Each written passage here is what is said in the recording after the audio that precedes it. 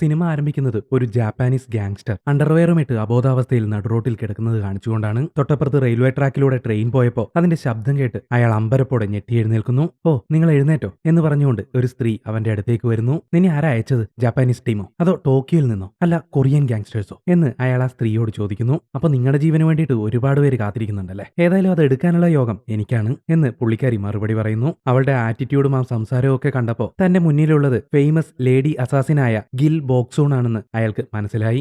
കൊല്ലാനോ? ഏതായാലും നിന്റെ ഗഡ്സ് എനിക്ക് ഇഷ്ടപ്പെട്ടു. പക്ഷെ എനിക്ക് മനസ്സിലാകാത്ത ഒരു കാര്യമുണ്ട്. എന്നെ കൊല്ലാൻ വന്ന് നീ എന്തിനാ ഞാൻ ഉണരുന്നത് വരെ കാത്തിരുന്നത്? അപ്പൊ ബോക്സൂൻ പറയും, എനിക്ക് ഒരു മകളുണ്ട്. അവൾ ആളൊരു പാവാണ്, എന്നാലും ചില സമയത്തൊക്കെ വളരെ റൂഡായിട്ട് എന്നോട് പെരുമാറും. ഒരു ദിവസം ഞങ്ങൾ ടിവിയിൽ പൊളിറ്റിക്കൽ ഇഷ്യൂസിനെ പറ്റിയുള്ള ഒരു വാർത്ത കണ്ടുകൊണ്ടിരിക്കുമ്പോൾ അവളൊരു കാര്യം പറഞ്ഞു. ഇവിടെ അധികാരത്തിലുള്ളവർക്ക് മാത്രമാണ് അവകാശങ്ങളും പ്രിവിലേജും ഒക്കെ കിട്ടുന്നുള്ളൂ. ഓരോ വ്യക്തിക്കും ജീവിതത്തിൽ അവർക്ക് രക്ഷപ്പെടാൻ ഒരവസരം നൽകുക തന്നെ വേണം. സത്യം പറഞ്ഞ ഈ കുട്ടികളിൽ നിന്ന് പോലും നമുക്ക് ഒരുപാട് പഠിക്കാനുണ്ട് കേട്ടോ. അതുകൊണ്ടാണ് തന്നെ കൊല്ലുന്നതിന് മുമ്പ് ഒരവസരം തനിക്ക് നൽകാമെന്ന് കരുതിയത് എന്ന് ബോക്സൂൻ ആ ഗാങ്സ്റ്ററിനോട് പറയുന്നു. തുടർന്ന് ബോക്സൂൻ അയാൾക്ക് അയാളുടെ വാളും ഒരു വസ്ത്രവും നൽകുന്നു. പൊന്നുമോളെ, നീ എന്റെ കൈകൊണ്ട് ചാവേണ്ടി വരും എന്ന് പറഞ്ഞ് ഗാങ്സ്റ്റർ വാളും പിടിച്ച് തയ്യാറായി നിൽക്കുന്നു. ബോക്സൂൻ ആവട്ടെ ഒരു ചെറിയ കോടാലിയും എടുത്ത് ഇത് ഞാൻ ഇന്ന് ഓൺലൈനിൽ എടുത്തതാണെന്ന് പറഞ്ഞ് അവന് നേരെ ചീറിയെടുക്കുന്നു.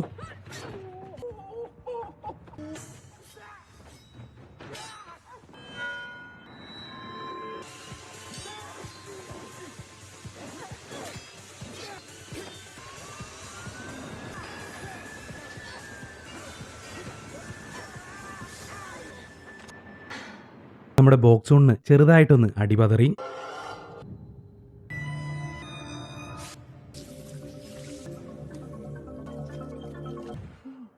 ബോക്സൂൻ ഒന്ന് ചിന്തിച്ചു നോക്കിയതാണ് ഇങ്ങനെയെങ്ങാൻ സംഭവിച്ചാലോ എന്ന്. തുടർന്ന് എനിക്ക് എന്റെ ആയുധം ഒന്ന് മാറ്റണം എന്ന് ബോക്സൂൻ ഗാങ്സ്റ്ററോട് പറയുന്നു. അഹങ്കാരവും അമിത ആത്മവിശ്വാസവും കാരണം ഗാങ്സ്റ്റർ പുച്ഛത്തോടെ അതിന് സമ്മതിക്കുന്നു. മാത്രമല്ല അവൾ ആയുധം എടുക്കാൻ പോയപ്പോൾ അയാളുടെ പട്ടി ഷോയും.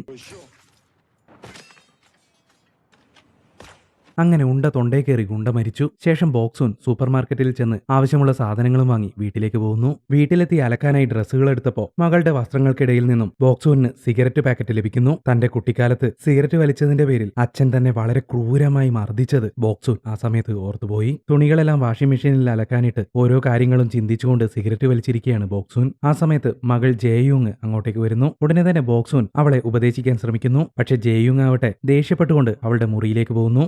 ആരെയും കൊല്ലുന്ന ധൈര്യശാലിയായ ഒരു അസാസിനാണ് നമ്മുടെ ബോക്സൂൺ. പക്ഷെ മകളുടെ കാര്യത്തിൽ പുള്ളിക്കാരി വൻ പരാജയമാണ്. താനൊരു അസാസിനാണെന്ന് മകൾ അറിയരുത് എന്നുള്ള കാരണം കൊണ്ട് ബോക്സൂൺ മകളോട് കൂടുതൽ അടുപ്പമൊന്നും കാണിച്ചിരുന്നില്ല. അതുകൊണ്ട് തന്നെ ജേയോങ്ങിനും അമ്മയോട് കൂടുതൽ ഇമോഷണൽ അറ്റാച്ച്മെന്റ് ഒന്നും ഉണ്ടായിരുന്നില്ല.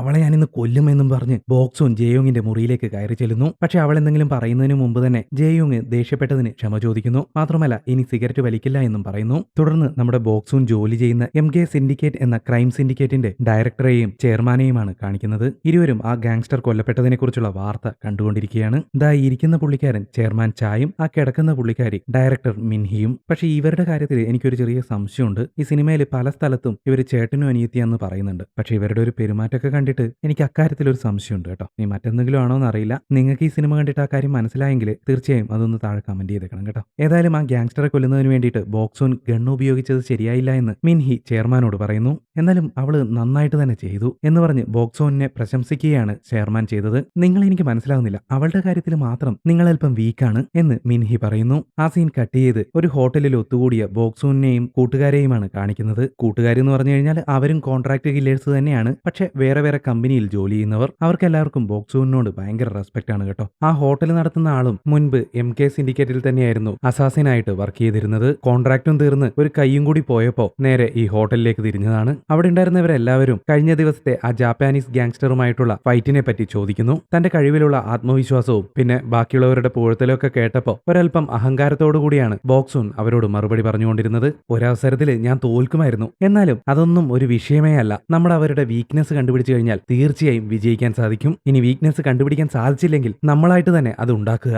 വിജയം തീർച്ചയായും നമ്മുടേതായിരിക്കും എന്ന് ബോക്സൂൺ അവരോട് പറയുന്നു. ഈ ക്രൈം സിൻഡിക്കേറ്റിൽ ചില നിയമങ്ങളുണ്ട്. വർഷങ്ങൾക്ക് മുമ്പ് ചെയർമാൻ ചായാണ് അത് ഉണ്ടാക്കിയത്. കമ്പനി പറയുന്ന ഏതൊരു അസൈൻമെന്റും പൂർത്തിയാക്കണം. കമ്പനി പറയുന്ന അസൈൻമെന്റുകൾ മാത്രമേ ഏറ്റെടുക്കാവൂ. ഒരു കാരണവശാലും പ്രായപൂർത്തിയാവാത്തവരെ കൊല്ലരുത് എന്നിങ്ങനെയായിരുന്നു റൂളുകൾ. ഇതിലേതെങ്കിലും ബ്രേക്ക് ചെയ്താൽ മരണശിക്ഷ ലഭിക്കും. വർഷങ്ങൾക്ക് മുമ്പ് നടന്ന ഈ മീറ്റിംഗിനെ പറ്റിയെല്ലാം അവർ പരസ്പരം സംസാരിക്കുന്നു. ആ കൂട്ടത്തിലുണ്ടായിരുന്ന ഹീസോങ് എന്ന് പറയുന്ന ചെറുപ്പക്കാരൻ ബോക്സൂനോട് ഒരൽപ്പം ദേഷ്യത്തോടു കൂടിയാണ് സംസാരിച്ചത്. അവനും MK സിൻഡിക്കേറ്റിൽ തന്നെയാണ് വർക്ക് ചെയ്യുന്നത്. പക്ഷേ ബോക്സൂൻ റാങ്ക് എ അസാസിനും ഹീസങ് വളരെ താഴെയുമാണ്. അതിന്റെ ഒരു അസൂയാണെന്ന് കൂട്ടിക്കോ. മാത്രമല്ല ആൾക്കാരുടെ മുന്നിൽ വെച്ച് ബോക്സൂൻ നിനക്കൊന്നും അറിയില്ല കാരണം നീ കുട്ടിയാണ് എന്ന് നമ്മുടെ ലാലേട്ടന്റെ ഡയലോഗ് ഇടയ്ക്കിടെ പറയുമായിരുന്നു. അത് കാരണവും കൂടിയാവാം അവൻ ദേഷ്യപ്പെട്ട് സംസാരിക്കുന്നത്. അവന്റെ ചൊറിച്ചിൽ അതിരുവിട്ടപ്പോ ബോക്സൂണിന് ദേഷ്യം പിടിച്ചു. നിനക്ക് അത്രക്ക് ധൈര്യം ഉണ്ടെങ്കിൽ ചോരപുരണ്ട കത്തി എനിക്ക് അയച്ചതാ, ഞാൻ തയ്യാറാണ് എന്ന് ദേഷ്യപ്പെട്ട് പറഞ്ഞുകൊണ്ട് ബോക്സൂൻ അവിടെ നിന്ന് ഇറങ്ങിപ്പോകുന്നു. ചോരപുരണ്ട കത്തി അയക്കാനോ, ഇവിടെ എന്തൊക്കെയായി പറയുന്നത് എന്ന് ബാക്കിയുള്ളവർ പരസ്പരം ചോദിക്കുന്നു. ആ സമയത്ത് റിട്ടയർഡ് അസാസിൻ പറയും, അത് മറ്റൊന്നുമല്ല, നേരിട്ട് യുദ്ധത്തിന് ക്ഷണിക്കുക എന്നുള്ളതാണ് അതിനർത്ഥം. അതായത് നീയുമായിട്ട് യുദ്ധം ചെയ്ത് നിന്നെ കൊല്ലാൻ ഞാൻ തയ്യാറാണ് എന്ന് വെല്ലുവിളിക്കുക എന്നർത്ഥം. ഈ ബോക്സൂൻ ദേഷ്യപ്പെട്ട് ഇറങ്ങിപ്പോകുന്നതിനിടയിൽ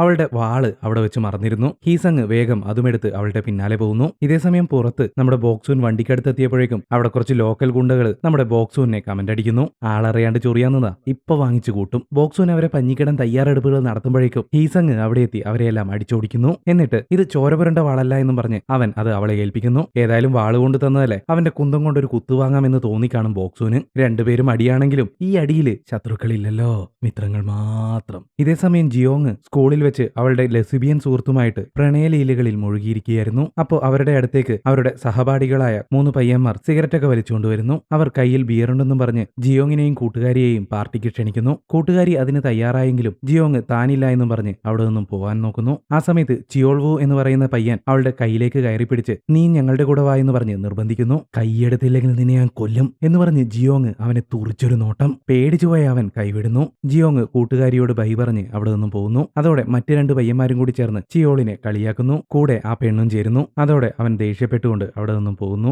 ഇതേസമയം മറുവശത്ത് സംഗതിയൊക്കെ കഴിഞ്ഞതിന് ശേഷം ബോക്സൂൻ ഹീസങ്ങിന് ഒരു ചെക്ക് നൽകുന്നു. അവന്റെ അച്ഛന്റെ ചികിത്സയ്ക്ക് വേണ്ടിയായിരുന്നു അത്. ഈ സമയത്ത് പൈസ ഇരുന്നത് വേറെ എന്തോ ഒരു ഫീലിംഗ് ഉണ്ടാക്കുന്നു. പകരം കുറച്ച് അധികം നേരം എനിക്ക് ഇവിടെ ഇരുന്നൂടെ എന്ന് ഹീസങ് അവളോട് ചോദിക്കുന്നു. അത് ഞാൻ എനിക്ക് വെറുതെ ആയിരുന്നല്ല, എനിക്ക് തിരിച്ചു തന്നാൽ മതി എന്ന് ബോക്സൂൻ മറുപടി പറയുന്നു. തുടർന്ന് ഹീസങ് പറയും, എന്തായാലും MK സിൻഡിക്കേറ്റുമായിട്ടുള്ള നിങ്ങളുടെ കോൺട്രാക്ട് ഉടനെ അവസാനിക്കില്ലേ, അത് റിന്യൂ ചെയ്യാതെ നീ പുതിയൊരു കമ്പനി ആരംഭിച്ച് എന്നെയും നിന്റെ കൂടെ കൂട്ട്. ഈ എടുത്തുചാട്ടം അത്ര നല്ലതല്ല. ചെയർമാൻ ചായാണ് എന്നെ എല്ലാം പഠിപ്പിച്ചത്. ഇപ്പൊ ഞാൻ എന്താണോ അതിനെല്ലാം കാരണം ചെയർമാൻ ചായാണ് എന്നാണ് ബോക്സൂൻ അതിന് മറുപടിയായി പറഞ്ഞത്. നിനക്കുള്ളതെല്ലാം തിരിച്ചെടുക്കാനുള്ള അധികാരമുള്ളതും അയാൾക്ക് തന്നെയാണ്. ചെയർമാൻ ചാ പറഞ്ഞാൽ നീ എന്നെ കൊല്ലുമോ എന്ന് ഹീസങ് അവളോട് ചോദിച്ചപ്പോ ഒന്ന് പതറിപ്പോയെങ്കിലും പുഞ്ചിരിച്ചുകൊണ്ട് അവൾ പറയും, എന്റെ കോൺട്രാക്ട് തീർന്നാൽ ഉടനെ ഞാൻ എന്റെ ഈ ജോലി അവസാനിപ്പിക്കും. അത് കേട്ട് ഹീസങ് അമ്പരന്നുപോയി. ബോക്സൂൻ റിട്ടയർ ചെയ്യാൻ തീരുമാനിച്ചത് ജിയോങ്ങിനെ കൂടുതൽ ശ്രദ്ധിക്കുന്നതിന് വേണ്ടിയിട്ടായിരുന്നു. ഈ ജോലിയിൽ തന്നെ തുടർന്നാൽ ഒരിക്കലും അവൾക്ക് അതിന് സാധിക്കുമായിരുന്നില്ല. ഭക്ഷണമൊക്കെ കഴിഞ്ഞതിന് ശേഷം ജിയോങ്ങിനെ സ്കൂളിൽ കൊണ്ടുവന്നാക്കിയിട്ട് ബോക്സൂൻ ചെയർമാൻ ചായെ കാണുന്നതിന് വേണ്ടി MK സിൻഡിക്കേറ്റിലേക്ക് പോകുന്നു. ഓഫീസിലെത്തിയ ബോക്സൂനെ മിൻഹി MKയിൽ പുതിയതായി ജോയിൻ ചെയ്ത അസാസിനുകളുടെ ട്രെയിനിങ് സ്ഥലത്തേക്ക് കൂട്ടിക്കൊണ്ടുപോകുന്നു.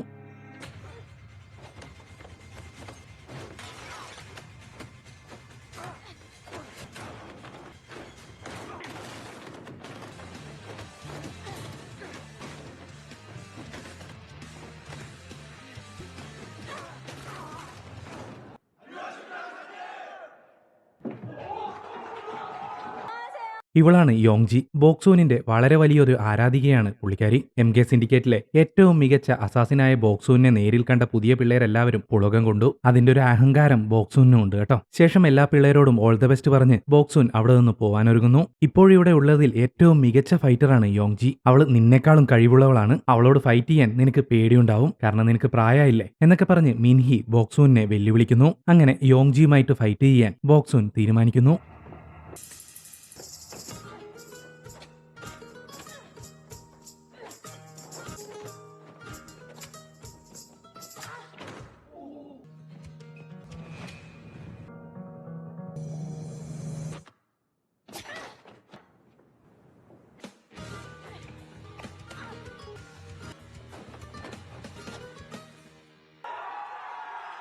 എല്ലാവരുടെയും വായടപ്പിച്ച് താൻ തന്നെയാണ് ബെസ്റ്റ് എന്ന് ഊട്ടിയുറപ്പിച്ച് ബോക്സൂൻ ചെയർമാൻ ചായെ കാണാൻ പോകുന്നു. ചെയർമാൻ ചാ അവൾക്ക് വേണ്ടി 2 അസൈൻമെന്റുകൾ തയ്യാറാക്കി വെച്ചിരുന്നു. അതായത് കൊലപാതകങ്ങൾ. ഒന്ന് റഷ്യയിലും മറ്റൊന്ന് കൊറിയയിൽ തന്നെ. ഞാനിപ്പോ ഒരു അസൈൻമെന്റ് തീർത്തതല്ലേ ഉള്ളൂ. എല്ലാ അസൈൻമെന്റുകളും ഞാൻ തന്നെ ഏറ്റെടുത്താൽ എങ്ങനെയാ? മറ്റുള്ളവർക്ക് ചാൻസ് കൊടുക്കണ്ടേ? അതുകൊണ്ട് തന്നെ ഇത് ഹീസങ്ങിനെയൊക്കെ ഏൽപ്പിച്ചാ പോരെ എന്ന് ബോക്സൂൻ ചെയർമാനോട് പറയുന്നു. ഇത് കാറ്റഗറി എയിൽ വരുന്ന അസൈൻമെന്റ്സ് ആണ് എന്ന് ചെയർമാൻ പറയുന്നു. ഹീസങ് റാങ്ക് എയിലേക്ക് പ്രൊമോട്ട് ചെയ്യാൻ തീർച്ചയായും യോഗ്യനാണ് എന്ന് ബോക്സൂൻ മറുപടി പറഞ്ഞപ്പോൾ അത് നീയല്ല തീരുമാനിക്കേണ്ടത്, ഞാനാണ് എന്നൊരു ഒരല്പം ദേഷ്യത്തോടെ ചെയർമാൻ അവളോട് പറയുന്നു.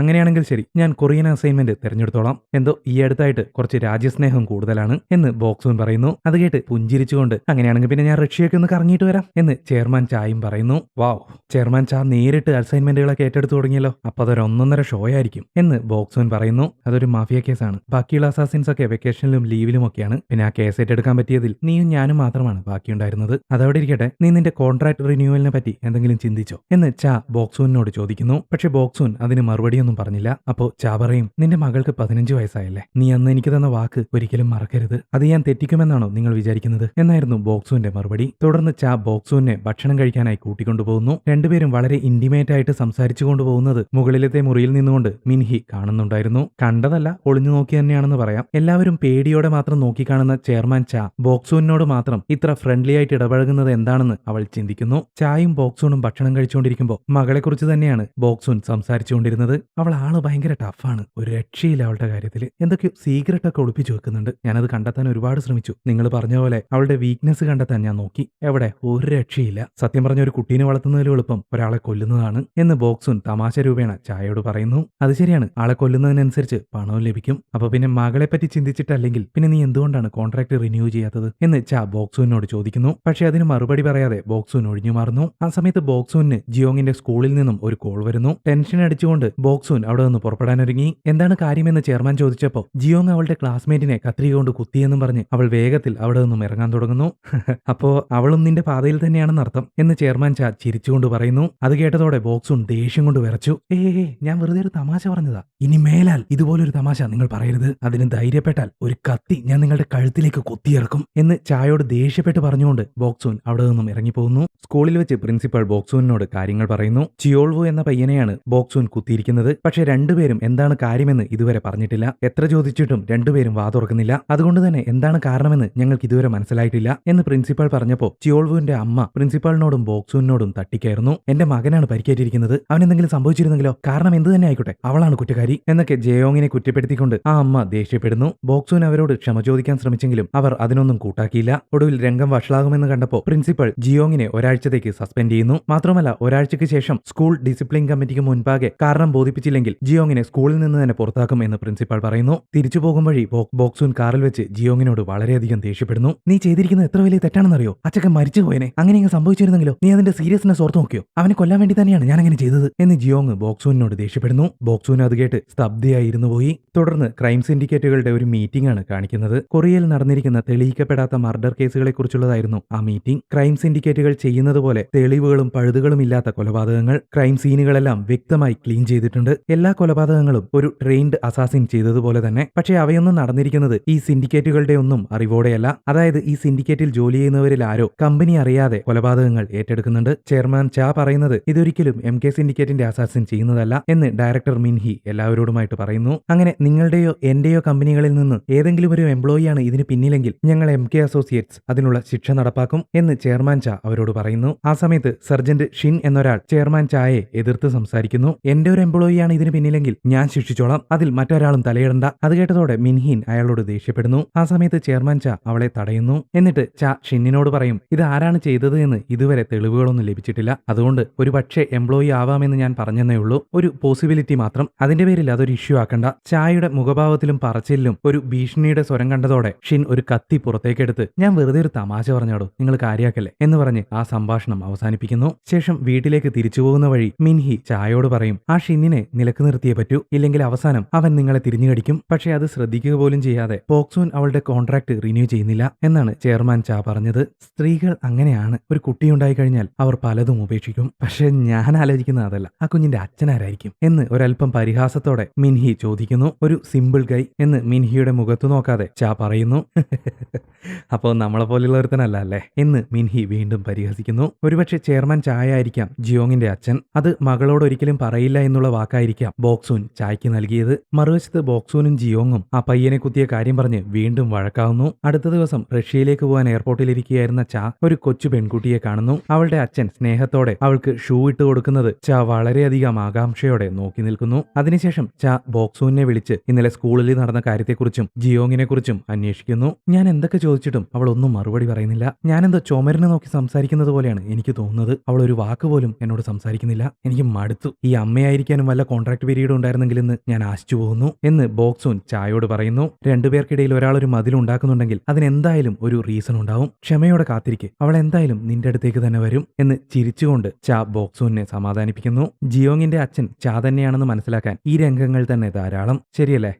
ശരി, നിന്റെ വർക്ക് ഷെഡ്യൂൾ റെഡി ആയിട്ടുണ്ട്. ആവശ്യമുള്ള ആയുധങ്ങളും ഒരു ഇന്റേണിനെയും നിന്റെ അടുത്തേക്ക് അയക്കാം. ഒരു അസൈൻമെന്റ് എന്താണെന്ന് അവർ നേരിട്ട് കണ്ടറിയട്ടെ എന്ന് ചാ ബോക്സൂനെ അറിയിക്കുന്നു. അങ്ങനെ ബോക്സൂൻ അടുത്ത അസാസിനു വേണ്ടി തയ്യാറെടുക്കുന്നു. ആ ട്രെയിനി വേറെ ആരുമായിരുന്നില്ല, യോങ്ജി ആയിരുന്നു. വിക്ടീമിനെ ആത്മഹത്യ എന്നുള്ള രീതിയിൽ കൊല ചെയ്യണം. കൃത്രിമമായി ഉണ്ടാക്കിയ ആത്മഹത്യാ നോട്ട് ക്രൈം സീനിൽ വയ്ക്കുകയും വേണം. ഇതാണ് ബോക്സൂന്റെ പുതിയ അസൈൻമെന്റ്. യോങ്ജി സൂയിസൈഡ് ലെറ്റർ കൊടുത്തെങ്കിലും ബോക്സൂൻ അത് വായിച്ചു പോലും നോക്കിയില്ല. വേഗം തന്നെ വസ്ത്രം മാറി വേണ്ട തയ്യാറെടുപ്പുകളും നടത്തി അവർ ലൊക്കേഷനിലേക്ക് പോകുന്നു. സെക്യൂരിറ്റി ചെക്ക് എന്ന രീതിയിൽ വിക്ടിമിന്റെ റൂമിലെ AC വെന്റിലൂടെ അവർ ഗ്യാസ് കടത്തിവിടുന്നു. അതോടെ വിക്ടിം അബോധാവസ്ഥയിലാവുന്നു. വിക്ടിമിന്റെ മുറിയിലെത്തി ഗ്യാസ് എല്ലാം പോയതിനു ശേഷം അവർ മാസ്ക് മൂരി ബാക്കിയുള്ള ജോലികൾ ചെയ്യാൻ തുടങ്ങുന്നു. ബോക്സൂൻ ആ സൂയിസൈഡ് ലെറ്റർ ആ പയ്യന്റെ കുടുംബ ഫോട്ടോയ്ക്ക് മുന്നിലേക്കായി വെക്കുന്നു. ആ സമയത്താണ് അവിടെ ഒരു ഗിറ്റാർ സോഫയുടെ ഇടതുവശത്തായിട്ട് ഇരിക്കുന്നത് ബോക്സൂൻ ശ്രദ്ധിക്കുന്നത്. ഉടനെ തന്നെ ആ പയ്യൻ ഇടം കയ്യാനാണെന്ന് അവന്റെ വലത് കൈയിലെ ഞരമ്പ് മുറിക്കാനൊരുങ്ങിയ യോങ്ജിയോട് ബോക്സൂൻ വിളിച്ചു പറയുന്നു. അങ്ങനെ വലത് കൈ മാറ്റി യോങ്ജി അവന്റെ ഇടത് കൈയിലെ ഞരമ്പ് മുറിക്കാനൊരുങ്ങി.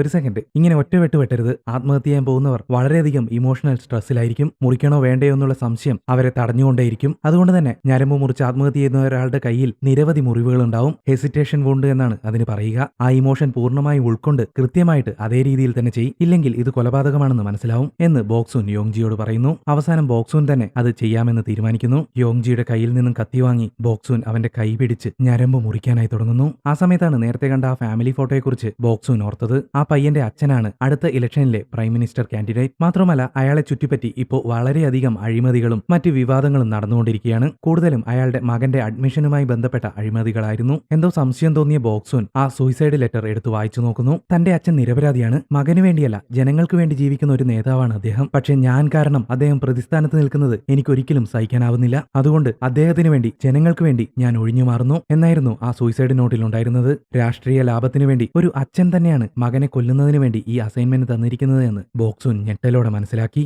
ആ സമയത്ത് ബോക്സൂന് ജിയോങ്ങിന്റെ ഒരു കോൾ വരുന്നു. അമ്മ വീട്ടിലേക്ക് വരാൻ ലേറ്റ് ആവുമോ? ഞാനിപ്പോഴും ജോലിയിലാണ്. എന്തുപറ്റി? ഒന്നുമില്ല അമ്മ, ഐ എം സോറി എന്ന് ജിയോങ് പറഞ്ഞപ്പോ ഒരു നിമിഷം ശ്വാസം നിലച്ചതുപോലെ തോന്നിപ്പോയി ബോക്സൂന്. കാരണം ആദ്യമായിട്ടാണ് തന്റെ മകൾ തന്നോട് ഒരു അമ്മയോടെന്ന പോലെ സംസാരിക്കുന്നത്. ആ സീൻ കട്ട് ചെയ്ത് ചെയർമാൻ ചായ കാണിക്കുന്നു. റഷ്യയിലെത്തിയ അയാൾ അസൈൻമെന്റിന്റെ ഭാഗമായി ഒരു ബാറിലേക്ക് കയറി ചെല്ലുന്നു. ആ സമയത്ത് അയാൾക്ക് ബോക്സൂന്റെ കോൾ വരുന്നു. കിൽ ബോക്സൂൻ എന്നാണ് അയാൾ ഫോണിൽ സേവ് ചെയ്തിരുന്നത്. അത് നോക്കി ചാ പുഞ്ചിരിക്കുന്നു. നിങ്ങൾക്കിപ്പോ സംസാരിക്കാൻ പറ്റുമോ എന്ന് ബോക്സൂൻ ചോദിക്കുന്നു. യെസ്, 1 മിനിറ്റ് സമയമുണ്ട്. അസൈൻമെന്റ് പൂർത്തിയായോ? ഇല്ല, ഞാൻ അതിൽ പരാജയപ്പെട്ടു. പാതിക്ക് വെച്ച് ആ ചെറുക്കൻ എഴുന്നേറ്റു. ഞങ്ങൾ കടത്തിവിട്ട ഗ്യാസ് കുറവായിരുന്നെന്ന് തോന്നുന്നു. ഞാൻ ആദ്യമേ ചെക്ക് ചെയ്യേണ്ടതായിരുന്നു. അത് എന്റെ തെറ്റാണ്. നീ ആ സൂയിസൈഡ് ലെറ്റർ വായിച്ചല്ലേ? ഞാൻ അത്തരം കാര്യങ്ങൾ നോക്കാറില്ലെന്ന് നിങ്ങൾക്കറിയാവുന്നതല്ലേ? നീ പറയുന്നത് വിശ്വസിക്കാതിരിക്കാൻ എനിക്ക് 3 കാരണങ്ങളുണ്ട്. ഒന്നാമത്തേത്, ഗിൽബോക്സൂൻ ഈ അസൈൻമെന്റിൽ പരാജയപ്പെടാൻ ഒരു സാധ്യതയുമില്ല. രണ്ടാമത്തേത്, ഗിൽബോക്സൂൻ ഒരിക്കലും ഈ അസൈൻമെന്റിൽ പരാജയപ്പെടില്ല. പിന്നെ മൂന്നാമത്തേത്, സ്വന്തം മകനെ കൊല്ലാനൊരുങ്ങിയ ദാക്ഷിണ്യമില്ലാത്ത ഒരു അച്ഛനാണ് നമ്മുടെ ക്ലയന്റ്. ഈ ഒരു കാരണം കൊണ്ട് ഞാൻ ആ അസൈൻമെന്റ് ചെയ്യാതിരിക്കുമെന്നാണോ നിങ്ങൾക്ക് തോന്നുന്നത്? അത് എന്നെക്കാൾ നന്നായി നിനക്ക് തന്നെ അറിയാം. ഇങ്ങനെ അവരിരുവരും പരസ്പരം സംസാരിച്ചുകൊണ്ടിരിക്കുമ്പോഴേക്കും ആ ബാറിലേക്ക് ചാ കൊല്ലേണ്ട മാഫിയ തലവൻ എത്തുന്നു. ബോക്സൂനോട് ഒരു നിമിഷം ഹോൾഡ് ചെയ്യുന്നെന്ന് പറഞ്ഞ് ചാ ആ മാഫിയ തലവന്റെ അടുത്തേക്ക് ചെല്ലുന്നു.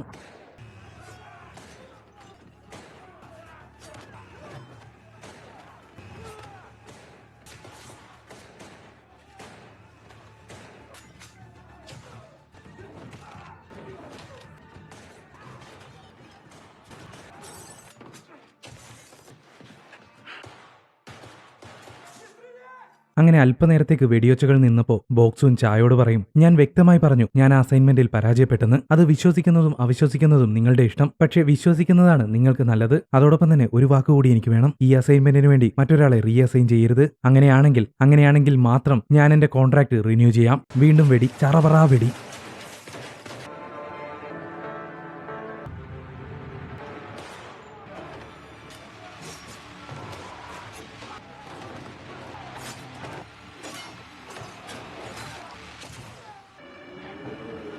അങ്ങനെ ചാ ഒറ്റയ്ക്ക് അവരെയെല്ലാം വകവരുത്തുന്നു. ശേഷം ചാ ബോക്സൂനോട് പറയും, എനിക്ക് ആ ഇന്റേണിനോട് ഒന്ന് സംസാരിക്കണം. ബോക്സൂൻ ഫോൺ യോങ്ജിക്ക് കൊടുക്കുന്നു. അവൾ ആ അസൈൻമെന്റിൽ പരാജയപ്പെട്ടെന്ന് പറയുന്നത് സത്യമാണോ? സത്യമാണ് സർ, ബോക്സൂൻ പരാജയപ്പെട്ടു. കയറ്റിവിട്ട ഗ്യാസിന്റെ അളവ് എനിക്ക് തെറ്റിപ്പോയി. ശരി, ഫോൺ ബോക്സൂന് കൊടുക്ക്. യോങ്ജി ഫോൺ ബോക്സൂന് കൈമാറുന്നു. കോൺട്രാക്ടിന്റെ കാലയളവ് തീരുമാനിക്കുന്നത് ഞാനായിരിക്കും. അത് അവസാനിക്കുന്നത് വരെ ബോക്സൂൻ MK സിൻഡിക്കേറ്റിന്റെ അസാസിനായിരിക്കും എന്ന് ചാ ബോക്സൂനോട് പറയുന്നു. തുടർന്ന് ചാ റഷ്യയിൽ നിന്നും തിരികെ നാട്ടിലേക്ക് മടങ്ങുന്നു. വിമാനത്തിൽ വെച്ച് മിൻഹിയെ വിളിച്ച് ബോക്സൂൻ ആ അസൈൻമെന്റിൽ പരാജയപ്പെട്ട വിവരം ചാ പറയുന്നു. പക്ഷേ മിൻഹിക്ക് അതിൽ സംശയം തോന്നുന്നു. ഒരുപക്ഷെ അവൾ വേണമെന്ന് കരുതി തന്നെ ചെയ്തതാണെങ്കിലോ എന്ന് മിൻഹി ചോദിക്കുന്നു. എന്നിട്ട് അവൾക്കെന്താ ഗുണം എന്ന് ചാ ഒരൽപ്പം ദേഷ്യത്തോടെ തിരിച്ചു ചോദിക്കുന്നു. ആ ശരി, അങ്ങനെ തന്നെ ആയിക്കോട്ടെ, ഞാൻ ആ അസൈൻമെന്റ് വേറെ ആരെങ്കിലും ഏൽപ്പിച്ചോളാം എന്ന് മിൻഹി പറഞ്ഞപ്പോ, വേണ്ട, അതൊരു ഫെയിൽഡ് അസൈൻമെന്റ് ആയിട്ട് തന്നെ ക്ലോസ് ചെയ്തോളൂ എന്നായിരുന്നു ചായയുടെ മറുപടി. നിങ്ങൾക്ക് എന്താ വട്ടുപിടിച്ചോ? ഇതൊരു ലെവൽ എ കേസാണ്. അത് ഫെയിലായാൽ നമ്മുടെ റെപ്യൂട്ടേഷനെ പിന്നെ അത് ബാധിക്കില്ലേ? ഇതും ആ ബോക്സോണിന്റെ ഐഡിയ തന്നെയായിരിക്കും അല്ലേ? നിങ്ങൾ എന്തിനാണ് അവൾക്ക് വേണ്ടി ഇത്ര വിട്ടുവീഴ്ച ചെയ്യുന്നത്? അതിന് മാത്രം എന്ത് മണ്ണാങ്കട്ടയാണ് നിങ്ങൾ തമ്മിലുള്ളത് എന്ന് മിൻഹി ചായയോട് ദേഷ്യപ്പെടുന്നു. പക്ഷേ ചാ അതിന് മറുപടിയൊന്നും പറഞ്ഞില്ല.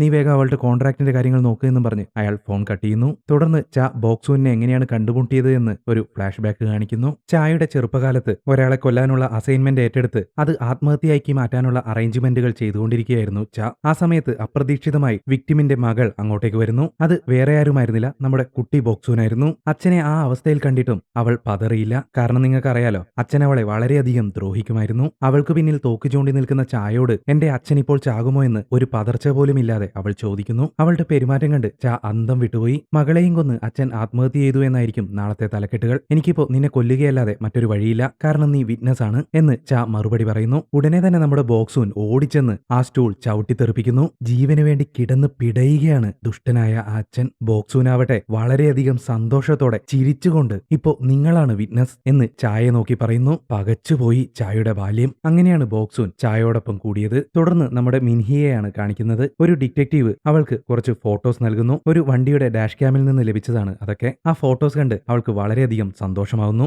കാര്യം എന്താണെന്ന് വെച്ചാൽ, തുടക്കത്തിൽ സിൻഡിക്കേറ്റുകളൊക്കെ ഒരു മീറ്റിംഗ് കൂടിയത് ഞാൻ പറഞ്ഞിരുന്നില്ലേ, അവരറിയാത്ത കൊലപാതകങ്ങളെക്കുറിച്ച്. ആ കൊലപാതകങ്ങൾ ആര് ചെയ്തു എന്നതിനുള്ള തെളിവാണ് ഈ ഫോട്ടോസ്. അതിൽ അവൾക്ക് പരിചയമുള്ള ആരെയോ കണ്ടതുകൊണ്ടാണ് അവൾക്ക് സന്തോഷമായത്. ആ സീൻ അവിടെ കട്ട് ചെയ്ത് നമ്മുടെ ഹീസങ്ങിനെയാണ് കാണിക്കുന്നത്. അച്ഛന് കൂട്ടായിട്ട് ആശുപത്രിയിൽ ഇരിക്കുകയാണ് അവൻ. അവിടേക്ക് നമ്മുടെ മിൻഹി എത്തുന്നു. അവളെ കണ്ട് അന്തം വിട്ട് നിൽക്കുന്ന ഹീസങ്ങിനോട് എന്തുപറ്റി, സർപ്രൈസ് ആയി പോയോ? നിന്റെ മുഖത്ത് എന്തോ ഒരു കുറ്റബോധം ഉണ്ടല്ലോ എന്ന് മിൻഹി ചോദിക്കുന്നു. ആ സീൻ അവിടെ കട്ട് ചെയ്യുന്നു. അവിടെ എന്തായിരിക്കും സംഭവിച്ചതെന്നുള്ളത് അടുത്ത സീനുകളൊക്കെ കാണുമ്പോൾ നിങ്ങൾക്ക് മനസ്സിലാവും. തുടർന്ന് ബോക്സൂനെയാണ് കാണിക്കുന്നത്. വീട്ടിലെ ചെടികളെല്ലാം അറേഞ്ച് ചെയ്തുകൊണ്ടിരിക്കുന്ന അവളുടെ അടുത്തേക്ക് ജിയോങ് വരുന്നു. അമ്മ, ഞാനന്ന് അവനെ വേണമെന്ന് കരുതി കുത്തിയതല്ല, പെട്ടെന്നുള്ള ദേഷ്യത്തിൽ പറ്റിപ്പോയതാണ്. ആ ദിവസം അവൻ എന്റെ ഫോണിലേക്ക് ഒരു ഫോട്ടോ അയച്ചു. എന്നിട്ട് അതിന്റെ പേരിൽ എന്നെ ഭീഷണിപ്പെടുത്തി. ഒരു മാസം അവന്റെ കാമുകിയായിരിക്കാൻ അവൻ എന്നോട് ആവശ്യപ്പെട്ടു. എന്റെ കൂടെ ഉണ്ടായിരുന്ന എന്റെ കൂട്ടുകാരിയെയും അവൻ ഭീഷണിപ്പെടുത്തി. ആ പ്രശ്നങ്ങൾക്കിടയിൽ അറിയാതെ ഞാൻ അവനെ കുത്തിപ്പോയതാണ് എന്ന് ജിയോങ് അമ്മയോട് പറയുന്നു. നിന്നെ ഭീഷണിപ്പെടുത്താൻ മാത്രം എന്ത് ഫോട്ടോ ആയിരുന്നു അത് എന്ന് ബോക്സൂൻ അവളോട് ചോദിക്കുന്നു. അമ്മ, എനിക്ക് ആൺകുട്ടികളെ ഇഷ്ടമല്ല. ഞാനും എന്റെ പെൺസുഹൃത്തും കൂടിയുള്ള ഒരു ഫോട്ടോ ആയിരുന്നു അത്.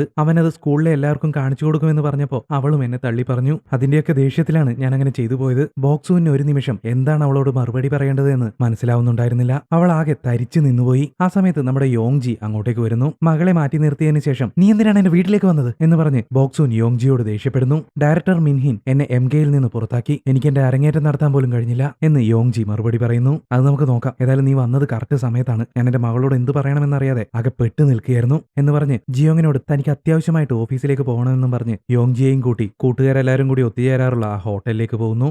അല്പസമയത്തിനുള്ളിൽ തന്നെ ഹീസങ് അടക്കം ബോക്സുവിന്റെ ഫ്രണ്ട്സ് എല്ലാവരും അവിടേക്ക് എത്തിച്ചേരുന്നു. യോങ്ജി അവരെ പരിചയപ്പെടുന്നു. തുടർന്ന് എല്ലാവരും ഹീസങ്ങിനെ കൺഗ്രാജുലേറ്റ് ചെയ്യുന്നത് കണ്ട് ബോക്സുൻ എന്താണ് കാര്യമെന്ന് ചോദിക്കുന്നു.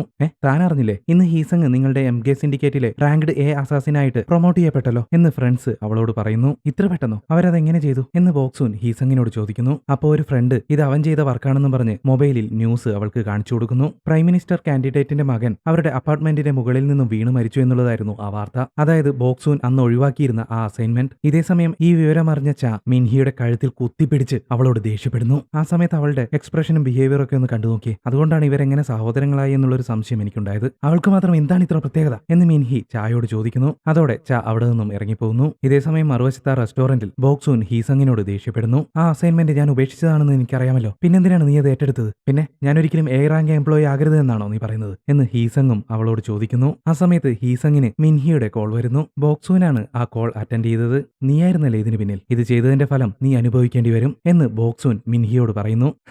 നീ വിചാരിക്കുന്നതിലും ഒരുപാട് മുകളിലാണ് എന്റെ പവർ. നിനക്കെന്നെ ഒരു ചുക്കും ചെയ്യാൻ പറ്റില്ല. പക്ഷെ എനിക്ക് ചെയ്യാം. പിന്നെ ഞാൻ വിളിച്ചത് നിന്റെ ഫോണിലേക്കല്ല, ഹീസങ്ങിന്റെ ഫോണിലേക്കാണ്. ഫോൺ അവന് കൊടുക്ക് എന്ന് മിൻഹി ബോക്സൂനോട് ആവശ്യപ്പെടുന്നു. ഓക്കെ ശരി, അപ്പൊ നമുക്ക് കാണാം എന്ന് പറഞ്ഞ് ബോക്സൂൻ ഫോൺ ഹീസങ്ങിനെ ഏൽപ്പിക്കുന്നു. ഞങ്ങൾ ഫ്രണ്ട്സ് എല്ലാവരും ഒത്തുകൂടിയപ്പോഴാണ് നിങ്ങൾ വിളിച്ചത് എന്ന് ഹീസങ് മിൻഹിയോട് പറയുന്നു. അങ്ങനെയാണെങ്കിൽ എനിക്ക് എല്ലാവരോടും സംസാരിക്കണം. നീ ഫോൺ ലൗഡ് സ്പീക്കറിലിട് എന്ന് മിൻഹി പറഞ്ഞപ്പോ ഹീസങ് ഫോണിന്റെ ലൗഡ് സ്പീക്കർ ഓൺ ചെയ്യുന്നു. മിൻഹി അവരുടെ ഓരോരുത്തരുടെയും പേരുകൾ ചോദിച്ചറിയുന്നു. ഹായ്, എല്ലാവർക്കും നമസ്കാരമുണ്ട്. നിങ്ങളെപ്പറ്റി ഞാൻ ഹീസങ്ങിൽ നിന്നും ഒരുപാട് കേട്ടിട്ടുണ്ട്. നിങ്ങളെല്ലാവരും നല്ല കഴിവുള്ളവരാണെന്ന് അവൻ എന്നോട് പറഞ്ഞിരുന്നു. അതുകൊണ്ട് തന്നെ ഇനി മുതൽ അങ്ങോട്ടേക്ക് MKയിൽ വർക്ക് ചെയ്യാൻ ഞാൻ നിങ്ങൾക്കൊരു അവസരം തരാം. അതും MKയിലെ B റാങ്ക് എംപ്ലോയീസ് ആയിട്ട്. അല്ല യോങ്ജി, നിനക്ക് നിന്റെ അരങ്ങേറ്റവും നടത്തണ്ടേ? അതിനും ഞാൻ അവസരം തരാം. മാഡം റിട്ടയർ ചെയ്തവർക്കും അവസരമുണ്ടോ? തീർച്ചയായും ഉണ്ട്. നിങ്ങളെല്ലാവരും ചേർന്ന് ഹീസങ്ങിനോടൊപ്പം ഒരു അസൈൻമെന്റ് തീർക്കണം. ഞങ്ങളുടെ ഒരു എംപ്ലോയി റൂളുകൾ തെറ്റിച്ച് ഞങ്ങളെ ചതിച്ചു എന്ന് മിൻഹി പറയുമ്പോഴേക്കും ബോക്സൂൻ ആ ഫോൺ കട്ട് ചെയ്യുന്നു. അപ്പോഴേക്കും ഹീസങ്ങും മറ്റുള്ളവരും ആയുധങ്ങൾ കയ്യിലെടുത്തിരുന്നു. നിങ്ങൾക്കൊന്നും നാണമില്ലേ? നമ്മളൊക്കെ ഫ്രണ്ട്സ് അല്ലേ എന്ന് ബോക്സൂൻ പറയുമ്പോഴേക്കും അതോടെ ബാക്കിയുള്ളവരും അവളെ ആക്രമിക്കാൻ തുടങ്ങി.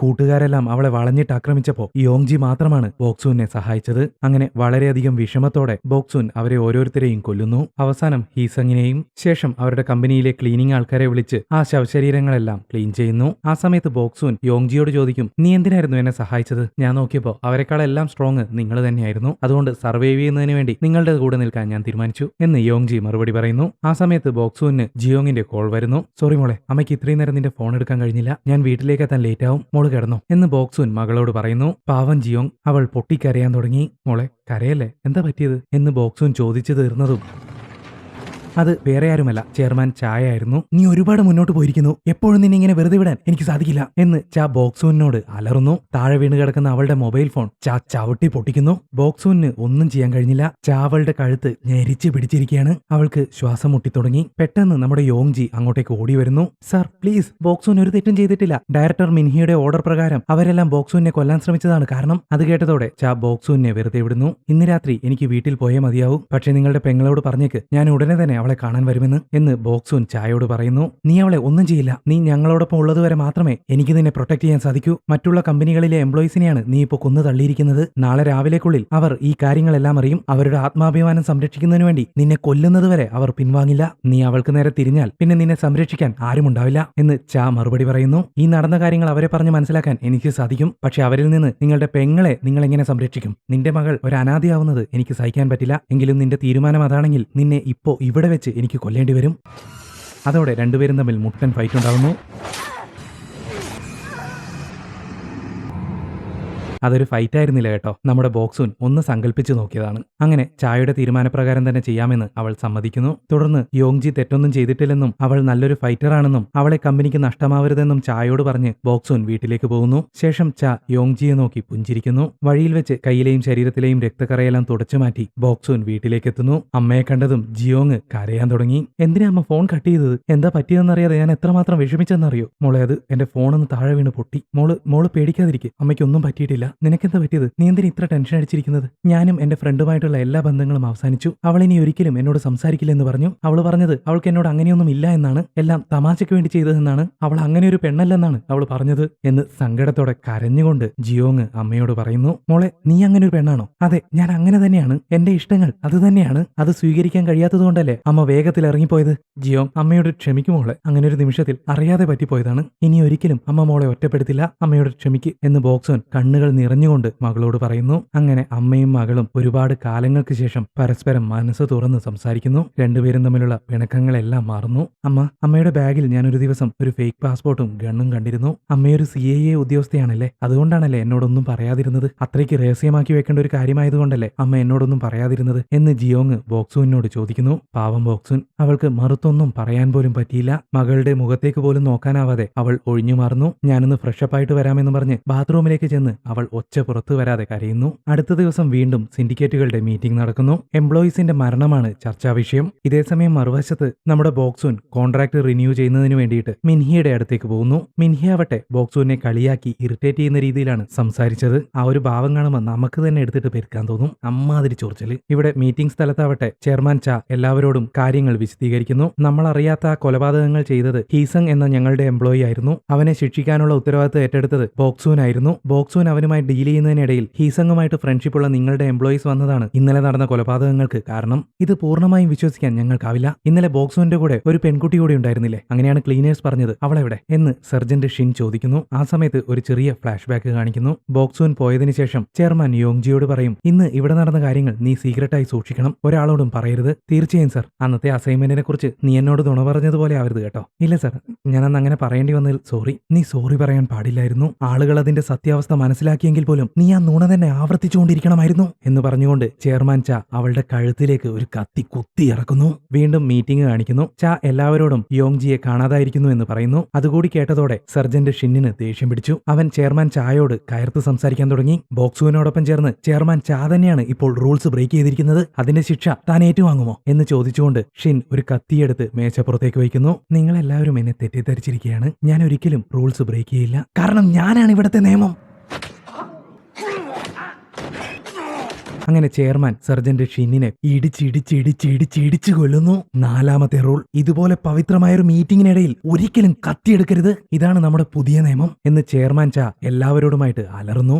ആർക്കെങ്കിലും എന്നെ കൊല്ലണമെന്നുണ്ടെങ്കിൽ രക്തം പുരണ്ടൊരു കത്തി എന്റെ അടുത്തേക്ക് അയച്ചേക്ക്, ഞാൻ തയ്യാറാണ് എന്ന് ചാ എല്ലാവരെയും വെല്ലുവിളിക്കുന്നു. ആർക്കും അയാളെ എതിർത്ത് പറയാൻ ധൈര്യമുണ്ടായിരുന്നില്ല. ഇതേസമയം മറുവശത്ത് നമ്മുടെ ബോക്സൂൻ രക്തം പുരണ്ടൊരു പേന ചെയർമാന് നൽകണമെന്നും പറഞ്ഞ് അവിടെയുണ്ടായിരുന്ന ഗാർഡിനെ ഏൽപ്പിക്കുന്നു. അത് മിൻഹിയുടെ പേനയായിരുന്നു. ഗാർഡ് ഓടിച്ചെന്ന് മിൻഹിയുടെ മുറിയിലേക്ക് നോക്കുന്നു. മിൻഹി അവിടെ ചത്ത് മലർന്നു കിടപ്പുണ്ടായിരുന്നു. ആ സീൻ അവിടെ കട്ട് ചെയ്ത് ചെയർമാൻ ചായയാണ് കാണിക്കുന്നത്. പുള്ളിക്കാരൻ നമ്മുടെ ബോക്സൂനിന്റെ വീട്ടിലേക്ക് വിളിച്ചിരിക്കുകയാണ്. ജിയോങ് ആണ് ഫോൺ എടുത്തത്. നീ ജിയോങ് അല്ലേ? ഞാൻ നിന്നെക്കുറിച്ച് നിന്റെ അമ്മയിൽ നിന്ന് ഒരുപാട് കേട്ടിട്ടുണ്ട്. അമ്മ ഇവിടെ ഇല്ല. നിങ്ങളാരാ? ഞാൻ നിന്റെ അമ്മയോടൊപ്പം ജോലി ചെയ്യുന്ന ഒരാളാ. അമ്മ വരുമ്പോ ഞാൻ എന്താ പറയേണ്ടത്? അവളയച്ച മെസ്സേജ് എനിക്ക് കിട്ടി. ഇന്ന് രാത്രി ഓഫീസിൽ വെച്ച് കാണാമെന്ന് പറഞ്ഞാൽ മതി. തുടർന്ന് മിൻഹിയുടെ മരണാനന്തര ചടങ്ങുകൾ നടക്കുന്നു. മറുവശത്ത് വീട്ടിലെത്തിയ ബോക്സൂൻ ജിയോങ്ങിനോടൊപ്പം ഭക്ഷണം കഴിക്കുകയാണ്. അങ്ങനെ ഭക്ഷണമൊക്കെ കഴിച്ച് ജിയോങ് ഉറങ്ങാൻ കിടന്നതിന് ശേഷം ബോക്സൂൻ ചെയർമാൻ ചായയെ കാണാൻ ഓഫീസിലേക്ക് പുറപ്പെടുന്നു. ബോക്സൂൻ അവിടെ നിന്ന് ഇറങ്ങിയ ഉടനെ തന്നെ ഒരു വാടക കൊലയാളി ആ ഫ്ളാറ്റിലേക്ക് കയറിപ്പോകുന്നു. ചെയർമാൻ ചാ ഓഫീസിൽ ബോക്സൂനെ കാത്തിരിക്കുകയാണ്. വൈകാതെ തന്നെ ബോക്സൂനും ഓഫീസിലേക്ക് എത്തിച്ചേരുന്നു.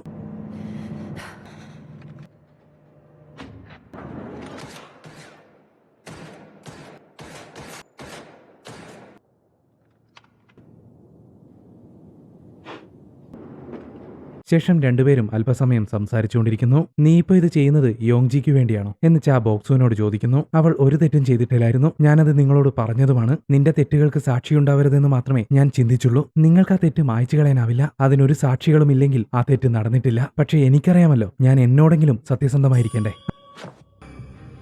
അങ്ങനെ രണ്ടുപേരും ഫൈറ്റ് ആരംഭിച്ചു.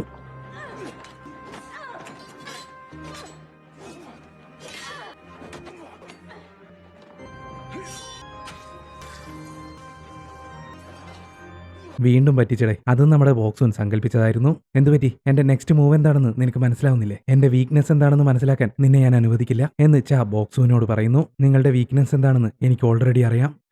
അതെന്താ, ഞാനാണ് നിങ്ങളുടെ വീക്ക്നെസ്. ഗിൽ ബോക്സൂൻ. ചായ്ക്ക് അതിന് മറുപടി പറയാൻ സാധിച്ചില്ല. അയാൾ ബോക്സൂനെ ആദ്യമായിട്ട് കണ്ട ആ നിമിഷം ഓർക്കുന്നു. അവളുടെ പുഞ്ചിരി അയാളുടെ മനസ്സിലേക്ക് വരുന്നു. അയാളുടെ മനസ്സ് കൈവിട്ടുപോയ ആ ഒരു നിമിഷം ബോക്സൂൻ അയാളെ ആക്രമിക്കുന്നു. അയാൾ വീണുപോയി. ചോരയൊലിക്കുന്ന കൈ അയാൾ ബോക്സൂന് നേരെ നീട്ടുന്നു. ബോക്സൂൻ അയാളുടെ കൈ ചേർത്ത് പിടിക്കുന്നു. ഇങ്ങനെ സംഭവിച്ചേക്കാമെന്ന് ഞാൻ ചിന്തിച്ചിരുന്നു. മരണപ്പെടുന്നത് നീയാണെങ്കിലും ഞാനാണെങ്കിലും നിന്റെ മകൾ ഇതെല്ലാം കാണണമെന്ന് ഞാൻ തീരുമാനിച്ചു. നിനക്ക് നരകതുല്യമായ വേദന നൽകാൻ അത് മതി. ചാ പറയുന്നത് കേട്ട് ബോക്സൂൻ തരിച്ചിരുന്നു പോയി. സംഭവം എന്താണെന്ന് വെച്ചാൽ, ഒരു വാടക കൊലയാളി ബോക്സൂന്റെ ഫ്ളാറ്റിലേക്ക് പോയി എന്ന് പറഞ്ഞില്ലേ, അത് ജിയോങ്ങിനെ കൊല്ലാനൊന്നും പോയതല്ല. ഒരു ലാപ്ടോപ്പ് അവിടെ വെക്കാനാണ്. ആ ലാപ്ടോപ്പിലൂടെ ആ ഓഫീസിൽ നടക്കുന്ന കാര്യങ്ങളെല്ലാം CCTVയിലൂടെ ജിയോങ്ങിന് കാണാൻ സാധിക്കും. അതായിരുന്നു ചെയർമാൻ ചായയുടെ പ്ലാനും. പാവം ബോക്സൂൻ നിസ്സഹായതയോടെ CCTV ക്യാമറയിലേക്ക് നോക്കുന്നു. മറുവശത്ത് കരഞ്ഞുകൊണ്ട് നമ്മുടെ ജിയോങ് ഇതെല്ലാം കാണുന്നുണ്ടായിരുന്നു. ബോക്സൂന് വിഷമം സഹിക്കാൻ സാധിക്കുന്നുണ്ടായിരുന്നില്ല. ഇല്ല, അവൾ ഇതൊന്നും കണ്ടു കാണില്ല എന്ന് അവൾ ചായയോട് പറയുന്നു. ബോക്സൂന്റെ കണ്ണുകളിലേക്ക് നോക്കിക്കൊണ്ട് ചെയർമാൻ ചാ മരണപ്പെടുന്നു.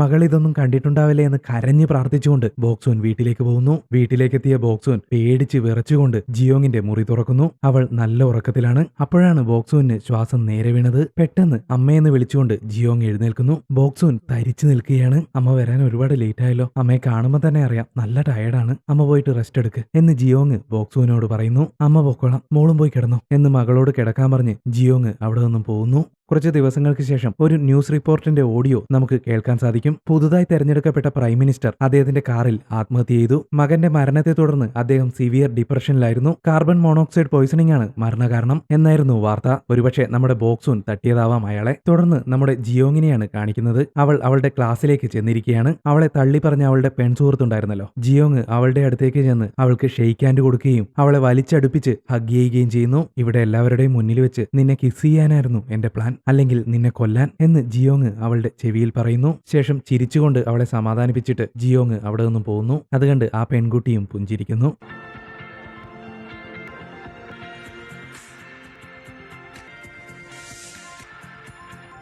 വളരെ കോൺഫിഡന്റോടുകൂടി പുഞ്ചിരിച്ച മുഖവുമായി ജിയോങ് ആ സ്കൂൾ വരാന്തയിലൂടെ നടന്നു നീങ്ങുന്നു.